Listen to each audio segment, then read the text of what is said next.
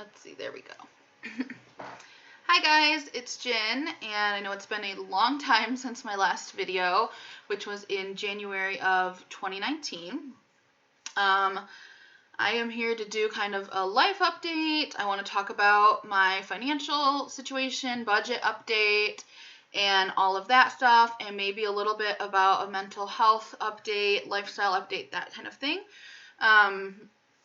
Just because it's been so long. So this will probably be a long video. I'm going to talk about the budget update first because I know that's something I had some people asking after I'd posted the last one, like, hey, when's the next update going to be? And there's a few different reasons for that. A big part of it has to do with mental health, which I'm going to talk about later. Part of it is just the inconveniences of life. Where I live, my only option for internet is satellite internet. So if I want to upload a video to YouTube, it's kind of hit or miss whether it's going to fully upload before it has some kind of connectivity problem. And so what's typically best is if I go somewhere else to upload it, but that's just kind of obnoxious to have to do. I'm going to work later today, and I'm going to attempt to upload this video while I am at work. So let's start with the financial situation update. I kind of made some notes for myself, so that way I can not forget anything or give you guys accurate information. So if you see me looking down, I'm looking at my notes. I definitely have made some good improvements in my financial situation, but not as many as I had hoped from, well, I guess it's just a little bit different, and I'll kind of explain when I get into it. Not the same improvements that I had hoped when I did my last video. I think in the last one I talked quite a lot about wanting to pay off my student loans faster. I didn't get a whole ton done there. I'm still working on that, but I did kind of have some other financial areas that have progressed really well. So I want to go over first just a comparison of where I was in January of 2019 and where I am now in May of 2020, about almost a year and a half later. I want to start by saying in May of 2019, I actually completely changed career paths. So in my last video, I was talking about how one of my big hobbies is training and competing with my dogs. And I had done some work teaching classes in the evenings, dog training obedience classes. I've done that for several years, but it was just kind of a little bit, at first I was doing it for free just because I love dog training. And then I was getting paid, but it really wasn't a whole significant chunk of money, but it was something that I enjoyed doing just kind of as a side gig. And I was previously, my full-time job was website testing, which is something that I felt like I was pretty good at because I'm pretty detail-oriented, and it wasn't miserable, but it also wasn't something I was very passionate about. It was something I kind of had stumbled into, and I think in my last video I mentioned as well, my majors in school were French and Spanish, so not really relevant to either of those areas of website testing or dog training, but I had stumbled into website testing I began doing some translations for a tech health company, and then they needed some testers, and the translations were done, and they were like, hey, would you want to do some of this simple basic testing? So I had been doing website testing, and then in May of 2020, or maybe end of April, I got a phone call one day from someone that had trained at the facility I worked at previously. That dog training facility actually had shut down in September of 2018. So that was kind of a bummer. I wasn't teaching classes there anymore. I wasn't taking as many classes with my dogs. But one of the trainers who had worked there previously before me just called me up out of the blue and said, hey, there's a local dog training business that I have really admired for a while, and they needed some new trainers. They had some trainers who left, and she said, would you be interested in working full-time as a dog trainer? And I was like, heck yes, this is my passion. This is my favorite thing. So I went and interviewed, I got the job, and I finished my website testing job on May 1st, and I started my dog training job on May 2nd, so I didn't even have a break in between. I just went right into the new job. My financial system with the income has been a little variable during that time. At first, I was making kind of an hourly rate plus commission, and then towards the end of 2019, I shifted to being an independent contractor. So I'm actually able to make more money that way, but it's just a little bit different as far as managing that, because of course one big difference is my employer does not withhold my taxes. I have to withhold taxes myself. So that's been a big change in my financial situation. I am making more than I made at my website testing job, which is fantastic to be able to do a job that I love even more and be able to support myself even more successfully. So it's kind of variable because it depends how much business we have. So there were periods where it was slower, we weren't as busy. I was still making enough to cover my basic bills, but not necessarily enough to save a ton. And then there were periods that we were super, super busy, and I'm able, if I want to work a ton, I can make more money. So I think right now, as I'm making this video, we are in the middle of the pandemic. I know YouTube is kind of weird about people saying the word for some reason, but you guys all know what's going on if you're watching this. Current times. But so right now I'm doing some virtual training, but the amount has been severely cut. I'm not working nearly as much as I was. I did qualify for unemployment, so that's great because I've still been able to pay my bills and everything. So right now I am working just a tiny bit occasionally, and I have to go in and what's it called? I have to go on the unemployment website every week and put in, if I did work, how much I worked, so that they will deduct that out of what they pay out. So I'm still working a tiny bit, but not a whole lot, not enough to sustain myself on its own.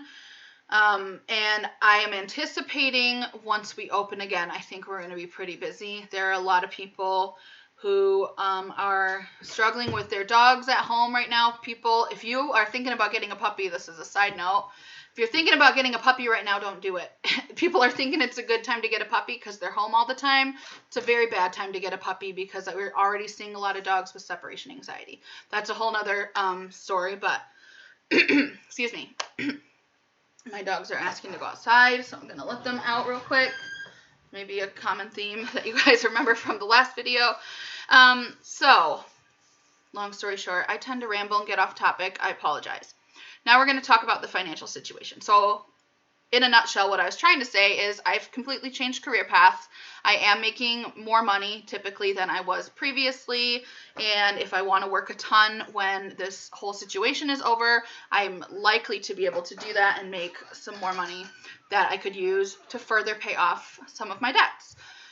So I'm going to just go through at the beginning and end of every month. I track on my budget spreadsheet. At the beginning and end of every month, I track on my budget spreadsheet just different balances that I have in different places. So that way I can see everything. I can see how much I owe, how much I have, what is my kind of net between those two, and just get a good overview of my whole financial situation. So in January 2019, I had $5,500 in my bank account. Whether that be emergency fund, sinking funds, savings for specific things. And today in May, I have $14,000 in my checking account. And that is, most of that is designated for specific things. That sounds like a ton, and I know some people are probably thinking, why haven't you just applied some of that to your debts? And I'm going to kind of talk about why. Within that, a big chunk of that is income tax savings. I have been setting aside, like I said, I'm an independent contractor now. I set aside 30% of all of my income. I think that's probably more than what I have to, but this is going to be my first year working fully as an independent contractor, and I would rather play it safe and have a little bit of extra money when I file my tax returns. Because I'm for sure going to owe. That's what happens when you're independent contractor. You always are going to owe money because nothing's being withheld. So I am being proactive and a little bit playing it safe and saving more than I think I'm going to need to. So a large chunk of that savings is reserved for my income tax. And then some of it is I have a $2,000 emergency fund, and another big chunk of it is saving for my house down payment, which I'll talk about a little bit more after I go through this overview. In January 2019, I had $5,000 in my Edward Jones account. Today, I have $6,500 in there, so it's grown a little bit. I don't make a very big contribution to that every month. It's pretty small, but that is also mostly going toward my savings for the down payment on my house and a tiny bit for retirement, which is something I'm going to have to ramp up once I get my debts paid off. So that made a total of about $10K in assets in January 19 and about $20K today. So it's pretty much doubled as far as how much assets I have.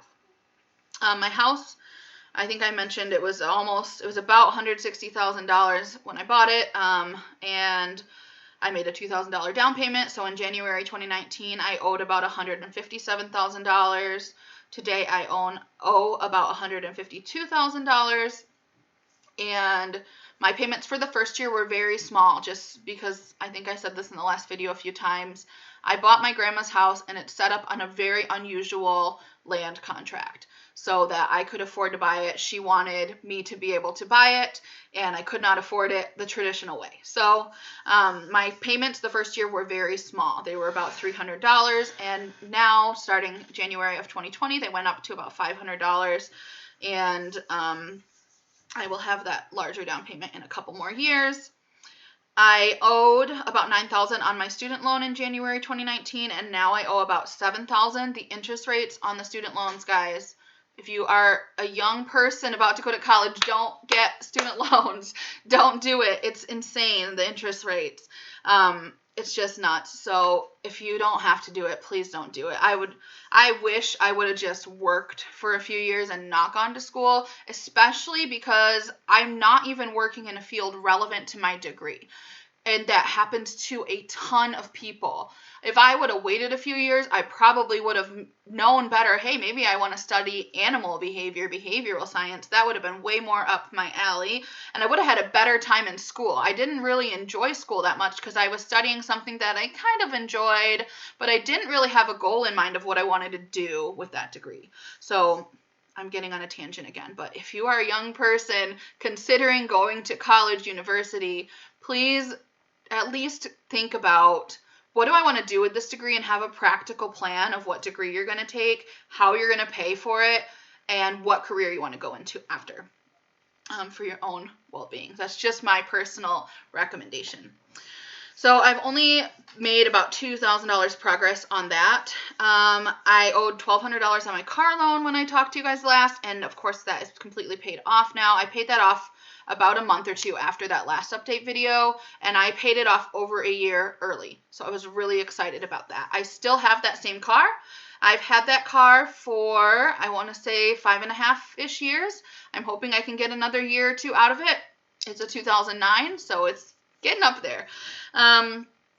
So that made about $10,000 total debt in January 2019, and it's down to about $7,000 now. So my net worth, whatever you want to call it, this is not including my house, of course, but I had about $2,000 net worth between my debt and my assets in January 2019, and now it's about $14,000. So that has improved.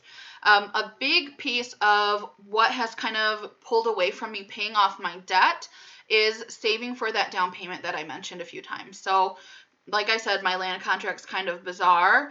I paid $2,000 down payment when I first bought the house, and in 2020, January 2020, I will owe a larger down payment of $20,000. So I'm in kind of a bizarre situation where I'm really wanting to save for that house down payment a little bit more than I'm wanting to pay off my debts, because if I don't have that house down payment saved by January of 2022, my grandma's selling me the house, so we might be able to work something out, but I will potentially lose my house. And when you buy a house on a land contract, if you screw up and don't make a payment or something goes wrong, all of the payments you have previously made turns into rent money. So if you ever buy a house on a land contract, that's extremely important to know. At least in Michigan, that's the way it works. So if I don't have that $20,000 by January 2022, there's potential that I could lose my house and not get back any of the money I have put into it. That's probably unlikely since, like I said, my grandma's selling it to me and she wouldn't want to screw me over. Like, we could probably make something work. But my grandma's also in her 80s, so there's potential that she may not even be around. I hope she is, but that can also complicate things. So all of that wrapped up means I'm a little bit more focused on hiding away that money for that down payment than paying off my student loans. The consequence of not doing that would be a little bit greater than the obnoxious interest that I'm having on my student loans. So I'm still trying to work on paying down my student loans, but I'm also really focusing on tucking away that money for that down payment, because that's going to be kind of a big deal if I get a couple years down the road and have not proactively done that. So that's a little bit of the financial update. So right now, like I said, we're in this weird situation. We're all staying at home. We're on a lockdown. I am spending a lot more time at home.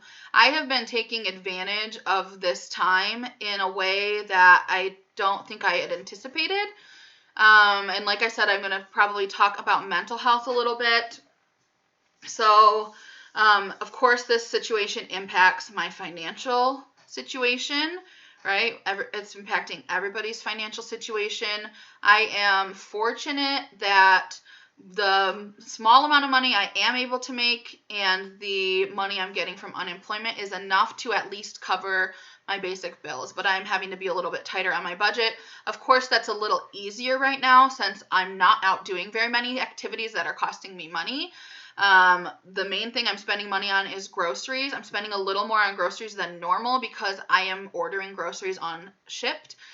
Just because I don't want to go to the grocery stores at this time. I feel like that's probably one of the least safe places to be in regards to getting sick. That's got the most traffic of anywhere else you can possibly go. So just personally, since I can afford to, I have been ordering delivery service for groceries instead of going to the store myself. So that costs a little bit more. They have a markup on those delivery services for obvious reasons. They need to make money because they're also a business. And so that's kind of the financial impact. I'm not really able to pay off more on my debts. Last month was the first time ever I made less than my minimum payment on my student loan. I paid $100 instead of $113. So it was pretty close, but I was paid ahead by over a year on my student loans. So if things for some reason get worse or this continues for a long time and I'm struggling, I can skip my payments on my student loans and I won't default on my loans or anything, but of course it's going to affect my interest, and that's going to be really annoying to see the amount going up every month instead of down, because if you aren't making payments and you're checking your account every month and it's got interest, it's going to keep going up. So this situation, since I've been spending a lot more time at home, I have been taking advantage of this from a mental health perspective. I think everyone's going to have different challenges during this time. For myself, I think I'm a good balance of introvert and extrovert. I'm not really one or the other. I really enjoy being social and spending time with people, but I also hugely value having alone time. That is something that I have discovered I really need for my optimal mental health. And last year, I had family living with me for about half of the year from, I don't remember, like June or maybe like April until like October. So that had kind of an impact on my mental health. I love my family, and it was nice having them around for a lot of reasons, especially since I was transitioning from working at home to working out of the home full time, and that was a big transition for my dogs. So it was definitely nice having family there for that, so that my dogs weren't alone. They weren't going from me being here 24/7 to me being gone for a full work day. So that was nice. They helped me with some projects around the house and stuff. They did pay a little bit of rent to help with utilities and everything. So there were some advantages to that, but it was also just stressful for me to not have complete privacy sometimes. And that's something I didn't really discover about myself until I was living on my own, because I didn't know what the difference really was. So I definitely benefit hugely from having alone time where I can just be by myself and not have anybody else around. And so for that reason, I have actually been really enjoying this time. I know for people who are more extroverted, this is really, really hard to not be able to be out in your large groups of people that you really enjoy. I'm someone who more enjoys kind of one-on-one time most of the time. So I've still been able to do that with a few people and doing like video calls and stuff like that. At a certain point, so first of all, I want to just say if you struggle with depression, mental health in any way, and if you have ever considered talking to a therapist and you haven't done it, if you've got health insurance, right now a lot of health insurance companies are completely waiving copays for mental health care. So that's something you may want to look into if you don't have health insurance. I just want to say, and you're in the United States, I'm so sorry that this system has failed millions of people with mental health issues who cannot get help because it's so expensive if you don't have health insurance. And talking about that makes me want to cry. But if you have ever thought about it and you can, now is the time to do it. It has made such a huge difference in my life to have a therapist who, at this point, I've been seeing her for 3 years, I think.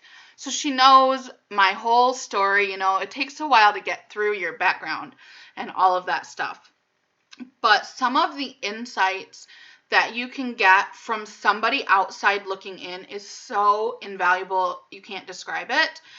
I have been doing a couple of telehealth sessions with my therapist so that I can stay up to date on mental health. And I think for a lot of people right now, if you're stuck at home, that's even more important. If that stress is a stress or a hardship for you to be without those social interactions. So please look into that if it's something you've ever thought of. I know it's so hard to do when you're in the middle of depression. It's hard to even look up how to find a therapist. If you have anybody who can help you, reach out. You would be surprised by how much sometimes people want to help you and they just don't know, or maybe they tried before and you weren't ready and so they are scared to try and help again. I know that personally that was kind of the situation I was in with some people in my life who had, kind of reached out and wanted to help me. But if you're not ready to receive help, it's really hard for others to help you. So don't be ashamed to reach out and ask for help if you need it, just to get the ball rolling on some of that stuff. For me, last time I talked to my therapist, something came out that was just hugely important to me in realizing this is a very unique situation. And for myself, I've had a lifetime of bad habits due to long-term depression. I've been depressed probably since I was about 12 years old, and it took me a long time to realize that's what was going on, right? As a kid, you don't know this isn't normal.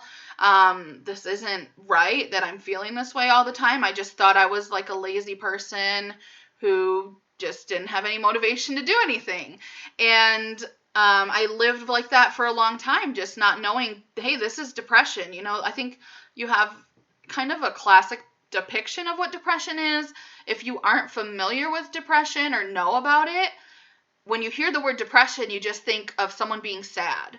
And I didn't feel sad. And I didn't feel like I had a reason to be sad. I felt like I had, a fairly supportive family, and I did okay in school and all of that stuff. But depression is so much more than just being sad. It's a physical incapability to care for yourself that is very difficult to describe if you haven't been there. But you're just in a place where you just can't bring yourself to do things that you know you should do. Sorry. Or you want to do. It's just a very terrible place to be in where you can't hardly help yourself. So if you've not been there, please have compassion for people with depression. It's so debilitating in a way that is very hard to see from the outside, because if you've not experienced it, it's like, why can't you just go take a shower? Why can't you just go for a walk? Why can't you just get out of bed? There's so many different ways people experience depression. But I realized, if you guys watch this whole video, thank you so much. If you struggle with mental health, or if that's important to you, leave a comment and let me know, so I can kind of give you guys some support. I will try to reply back to the comments. But I always get on tangents and forget what I was talking about. I kind of came to this realization when I was talking to my therapist, and I don't think I would have ever realized this without her, which is why I'm saying if you've never talked to a therapist and you think you would benefit from it, even if you don't think you would benefit from it, I think everybody can benefit from it, even if you're not struggling with mental health issues. But I came to this realization that this is such a unique time in our world, where I actually have the opportunity, dog problems. I have the opportunity, probably the only time in my adult life I will ever have this opportunity, where I am not working, or I'm working very minimally, and I am still able to financially support myself because I'm getting paid unemployment. I qualified for unemployment. That is extremely, extremely unusual. And for myself, like I said, I've been depressed since I was probably about 12 until I was about 20. I think I was like 27 when I finally just had a complete breakdown and asked for help and got help. And that created that's 16 years of really bad habits, of not getting adequate sleep, not eating healthy, and not being active, and not having good personal hygiene.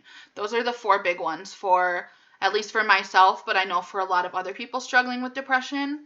And I have tried so many times to change those habits. What happens for me is when I first start, I'm like, okay, I'm going for it. I'm all in. We're going to do this. And you get started, you're really dedicating and focusing your energy on changing habits, because changing habits takes work. It is not something that you can just do. If you have ever tried to change a habit, if you've ever tried to quit smoking, if you've ever tried to eat better, whatever it is, you know that it is not that easy to do. And especially when those are 4 habits I listed that I wanted to change. That's a lot of work to focus on changing habits. As animals, we naturally want to go back to what feels easiest and what feels comfortable. And what I was finding for myself that I did not even realize is I just could not have the energy to maintain all 4 of those habits and work full time and be a functioning human adult. The amount of energy it takes for me to do all of those things was just tremendous and impossible. So that's one thing I've been hugely focusing on while I have the chance until things return to normal. I set some goals for myself to focus on my mental health. 3 goals, my 3 main goals were wake up before 9 a.m. every day, walk my dog every day, and take a shower every day. These are things that I have always struggled with. Sleeping, getting adequate sleep and at appropriate hours of sleep, being active, and my dogs get exercise because I have a huge yard and I have 3 dogs, so they play with each other and they run around and I train them a lot. So it's not so much about my dog needing the exercise. It definitely helps him, but more about myself getting out. And then showering. Like I said, personal hygiene is really, really hard for people with depression. And so that's something I've never been able to be consistent about in my life. This is a unique opportunity where I can focus on those things, and occasionally I have a day where I'm working. So I've been able to really consistently incorporate those things and start to kind of practice what it would feel like to maintain those habits and to go back to working full time eventually, hopefully fairly soon. So I just wanted to kind of go over the mental health aspect. I think that kind of explains some of why my channel has been so inconsistent, because it's impossible to maintain, like I said, all of those things at once. I really love the idea of having an active channel. I really want to try and be more active on here. I don't want to make any promises that I may not keep. I hugely appreciate anyone who is still following this channel. Thank you so much. And if you're still watching this, it's been almost 30 minutes. Thank you so much for watching this. And I hope that I will be back soon with an update. I'm kind of thinking of looking into getting a nicer vlogging style camera eventually so that I can make maybe higher quality videos if I get into a pattern of being more consistent with it. But since implementing those 3 rules, it's been a little over a week, so it's not been some massive amount of time so far. But since implementing those 3 things, I have successfully done those every day. Most days I have done all 3 of those goals before 11 o'clock in the morning. And it feels fantastic. And for myself, waking up early is the huge one. If I wake up early, my day is so much better than if I don't. And I finally, like I was saying earlier, if you're not ready to change, other people can't help you. And if you aren't able to change just to help yourself, I have been someone who has struggled with that my whole life. I needed external motivators to motivate me. I could not do things just for myself. And I think this is the first time I have really just said, you know what? I'm not happy, and I'm not going to be happy unless I consciously make changes. So I can choose to be miserable for the rest of my life, or I can choose to go through some uncomfortable, hard times, but eventually be living a lot healthier life and a lot happier life. So I've gotten a point where when I wake up in the morning, I don't always feel like getting up at 7 a.m. Like I said, I set my goal to get up by 9 a.m. That was so that I could be kind to myself and set myself up for success. This is something maybe I've learned from dog training, but if you don't set yourself up for success, if you set your bar too high, it sets you up for failure, and you're gonna feel like shit, and you're just gonna stop. So I set my wake up time at 9 o'clock, but I'm really trying to get up at 7 o'clock, and I've been getting up at 7 o'clock most days. So sometimes I wake up at 7 o'clock and I don't want to get out of bed, but I have been trying to just tell myself, look, you can get up at 7 o'clock right now, and you're going to be tired, but you're going to have a productive day and feel good later. Or you can, so there's like turkey vultures flying around outside, or you can go back to sleep for 2 hours, 3 hours, whatever, and you're going to wake up and you're still going to feel tired, but you're also going to feel really shitty about yourself. So that's kind of what I've been telling myself. That pattern of waking up, hitting snooze for 3 hours has never benefited me. And it takes a lot of dedication, energy, and self-control to acknowledge and remind myself of that. So I know, like I said, I've been trying for so long to make changes in my life. And I just want to say to you guys, if you're there, if you're struggling, if you're at the beginning of a journey of dealing with mental health, keep going. Don't give up on it. You will get there at some point. I'm going to go before I cry. Thanks for watching.